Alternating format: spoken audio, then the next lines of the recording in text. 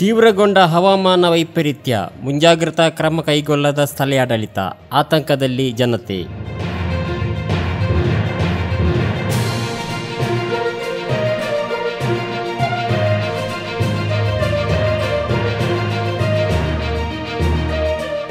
ಹವಾಮಾನ ವೈಪರೀತ್ಯ ಸಹಿತ ವಿವಿಧ ಕಾರಣಗಳಿಂದ ಈ ಬಾರಿ ಬೇಸಿಗೆ ಮಳೆ ಹಾಗೂ ವಾಯುಭಾರ ಕುಸಿತದ ಪರಿಣಾಮ ಆಗಾಗ ಮಳೆ ಬೀಳುತ್ತಿದ್ದು, ಸ್ಥಳೀಯಾಡಳಿತ ಸಂಸ್ಥೆಗಳು ಸಹಿತ ಆಡಳಿತ ಯಂತ್ರ ಸಂಪೂರ್ಣ ನಿಷ್ಕ್ರಿಯವಾಗಿದ್ದು ಜನರು ತೀವ್ರ ಆತಂಕ ಪಡುವಂತಾಗಿದೆ. ಜಲಜೀವನ ಮಿಷನ್, ದೂರವಾಣಿ, ಮೊಬೈಲ್, ಕುಡಿಯುವ ನೀರು ಪೂರೈಕೆ ಮೊದಲಾದವುಗಳು, ರಾಷ್ಟ್ರೀಯ ಹೆದ್ದಾರಿ ನಿರ್ಮಾಣದ ಅವ್ಯವಸ್ಥೆಗಳು ಮುಂದಿನ ಮಳೆಗಾಲವನ್ನು ತೀವ್ರ ಸ್ವರೂಪದಲ್ಲಿ ಅಲ್ಲೋಲ ಕಲ್ಲೋಲವಾಗಿಸುವ ಅತಂತ್ರಗಳು ಭವಿಷ್ಯವನ್ನು ಕರಾಳಗೊಳಿಸುವ ಸೂಚನೆಗಳು ಕಂಡುಬಂದಿದೆ. ಅಂತಾರಾಜ್ಯ ಸಂಪರ್ಕದ ಹೆದ್ದಾರಿ, ಜಿಲ್ಲಾ ಪಂಚಾಯಿತಿ ಹಾಗೂ ಲೋಕೋಪಯೋಗಿ ಇಲಾಖೆಯ ಇತರ ರಸ್ತೆಗಳು, ದಾರಿ ತಪ್ಪಿದ ಒಳಚರಂಡಿ ವ್ಯವಸ್ಥೆಗಳು, ತ್ಯಾಜ್ಯ ನಿರ್ವಹಣೆಯ ಅನಾಸಕ್ತಿಯ ಕಾರಣ ಮುಂಗಾರು ಕಾಲದಲ್ಲಿ ಸಾಂಕ್ರಾಮಿಕ ರೋಗ ಸಹಿತ ಸಾಕಷ್ಟು ತೊಂದರೆ ಸೃಷ್ಟಿಸಲಿರುವುದು ಮೇಲ್ನೋಟಕ್ಕೆ ಖಚಿತವಾಗಿದೆ. ಜೊತೆಗೆ ಶುದ್ಧ ಕುಡಿಯುವ ನೀರಿನ ಪೂರೈಕೆ, ಜಲಜೀವನ ಮಿಷನ್ ಸಹಿತ ಇತರ ಯೋಜನೆ ಹಾಗೂ ದೂರವಾಣಿ, ಕೇಬಲ್ ಅಳವಡಿಕೆ ನೆಪದಲ್ಲಿ ವ್ಯಾಪಕವಾಗಿ ರಸ್ತೆ ಅಂಚನ್ನು ಅಗೆಯಲಾಗುತ್ತಿದ್ದು, ಇದನ್ನು ಸಮರ್ಪಕವಾಗಿ ಮುಚ್ಚದಿರುವುದು ಇನ್ನಷ್ಟು ಸಮಸ್ಯೆ ಎದುರಾಗಲಿದೆ. ಶುಚಿತ್ವ ಕೇರಳ ಯೋಜನೆಯನ್ವಯ ಸರ್ಕಾರ ಕಳೆದ ಮಾರ್ಚ್ನಿಂದ 1 ತಿಂಗಳು ಪೂರ್ತಿ ಸ್ವಚ್ಛತಾ ಚಟುವಟಿಕೆಗಳನ್ನು ಜಿಲ್ಲೆಯಾದ್ಯಂತ ಕೈಗೊಂಡಿತ್ತಾದರೂ ತ್ಯಾಜ್ಯಗಳು ವ್ಯಾಪಕ ಪ್ರಮಾಣದಲ್ಲಿ ಮತ್ತೆ ತುಂಬಿಕೊಂಡು ಆತಂಕ ಸೃಷ್ಟಿಯಾಗಿದೆ. ಮಂಜೇಶ್ವರ, ಮಂಗಲ್ಪಾಡಿ, ಕುಂಬಳೆ ಸಹಿತ ಒಳನಾಡುಗಳಾದ ಪೈವಳಿಕೆ, ಮೀಂಜ, ವರ್ಕಾಡಿ, ಯನ್ಮಕಜೆ, ಬದಿಯಡ್ಕ, ದೇಳಂಪಾಡಿ, ಕಾರಡ್ಕ, ಮದೂರು, ಕುಂಬ್ಡಾಜೆ, ಪುತ್ತಿಗೆ ಮೊದಲದೆಡೆ ಈವರೆಗೆ ಮಳೆಗಾಲದ ಯಾವುದೇ ಪೂರ್ವ ಕಾರ್ಯಯೋಜನೆಗಳು ಚರ್ಚಿತವಾಗಿಲ್ಲ. ಸಾಮಾನ್ಯವಾಗಿ ಸರ್ಕಾರಿ ನಿಯಮದಂತೆ ಇವೆಲ್ಲದರ ಬಗ್ಗೆ ಅವಲೋಕನ ಚರ್ಚೆಗಳು ಮೇ ತಿಂಗಳಾಂತ್ಯದ ವಾರದಲ್ಲಿ ನಡೆಯುವುದು ವಾಡಿಕೆಯಾಗಿದೆ. ಮಂಜೇಶ್ವರ, ಕಾಸರಗೋಡು ತಾಲೂಕು ವ್ಯಾಪ್ತಿಯ ಬಹುತೇಕ ಕಡೆ ಒಳಚರಂಡಿ ಅಳವಡಿಸಿರುವ ಸ್ಲ್ಯಾಬ್ ಕುಸಿದಿರುವ ಸ್ಥಿತಿಯಲ್ಲಿದ್ದು ಮಲಿನ ನೀರು ಹೊರಹರಿಯುತ್ತಿದೆ.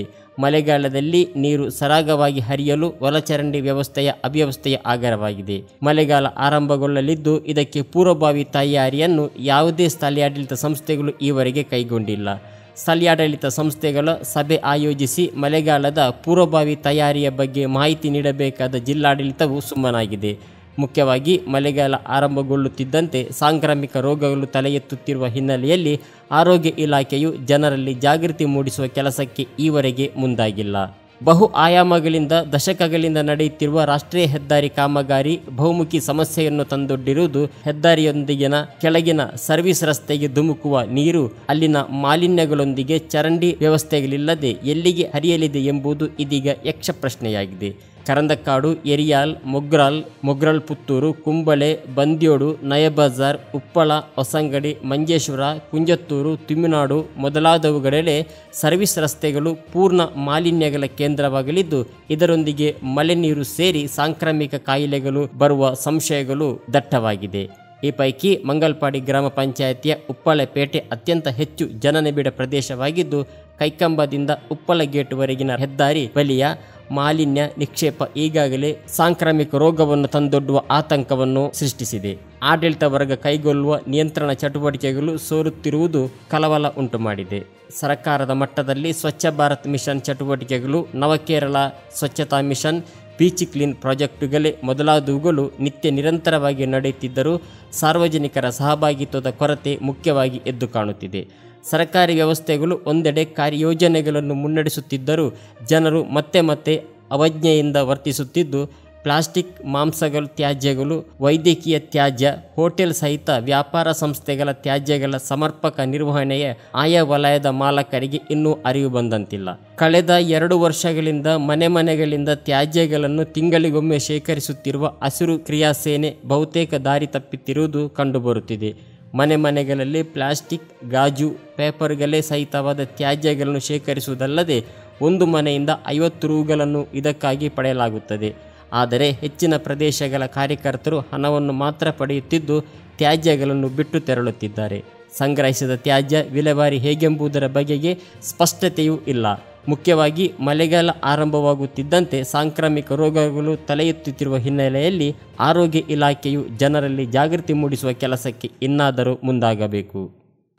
മാലിന്യമുക്തമായ വാർത്ത കണ്ടിരുന്നു. മഞ്ചേശ്വര പഞ്ചായത്തിൽ ദേശീയപാത ഫുട്പാത്തിലും അതേപോലെ ഗ്രാമീണ റോഡുകളിൻ്റെ അരികിലും മാലിന്യം കുന്നുകൂടിയിരിക്കുന്നു. ഇതിന് അടിയന്തരമായി പഞ്ചായത്ത് ഇടപെട്ട് ഇത് നീക്കം ചെയ്യേണ്ടതുണ്ട്.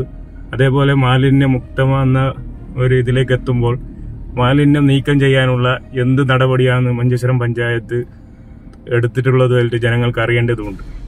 പിന്നെ അതേപോലെ ഹരിതകർമ്മസേന വീടുകളിൽ നിന്ന് പ്ലാസ്റ്റിക് ശേഖരിച്ച് ഒരു 10-15 ദിവസം റോഡ് സൈഡിലാണ് കൊടുന്നിട്ടിടുന്നു.